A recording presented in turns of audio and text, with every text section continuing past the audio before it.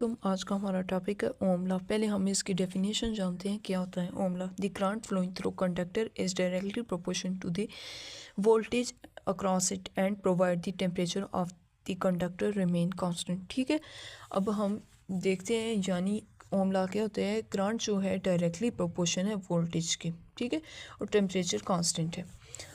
अब हम इसकी मैथमेटिकल फॉर्म देखते हैं। आई डायरेक्टली प्रोपोर्शन है हमारे पास वी के, तो डायरेक्टली का साइन हटाएंगे तो हमारे पास आ जाएगा 1/r, मतलब कांस्टेंट। ठीक हो गया, आई इक्वल टू v/r हो जाएगा, या फिर हम इसे लिखते हैं v is equal to I R. ठीक हो गया, ये हमारे पास आ गया ओम लॉ। अब नॉन ओमिक हम चीज़ देखते हैं। ओमिक और नॉन ओमिक चीज़ें क्या है, ohmic and non ohmic devices देखते हैं क्या चीज़ें। ठीक हो गया, ओमिक डिवाइसेस वो चीज़ होती हैं, पहले हम इसका ग्राफ देख रहे थे। ग्राफ हम ऐसे बनाएंगे, ये ग्राफ है, ठीक है। ये वाई एक्सिस पर हमारे पास करंट आ जाएगा और एक्स एक्सिस पर हमारे पास वोल्टेज आएगा। अगर करंट बढ़ेगा तो वोल्टेज भी बढ़ेगी, इसका ग्राफ स्ट्रेट आ जाएगा। ठीक है, अब हम देखते हैं नॉन ओमिक क्या चीज़ें हैं। नॉन ओमिक डिवाइसेस वो चीज़ें होती हैं, ठीक है।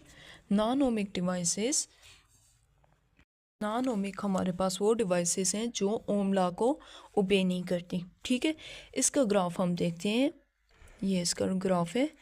तो इस ग्राफ में ऐसा है कि ये डेरिएट हो जाता है, मतलब इसका कर्व हो जाता है, वो ये हिसाब है।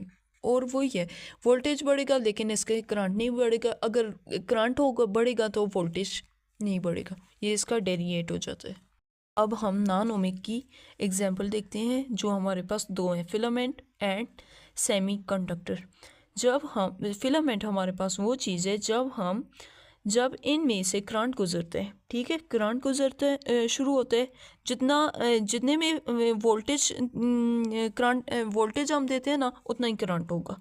ठीक है, करंट भी बढ़ेगा, स्ट्रेट लाइन ग्राफ आएगा इसका।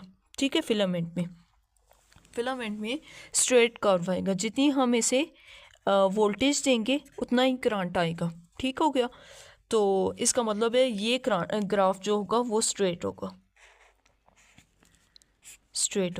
ठीक हो गया, अब हमारा दूसरा है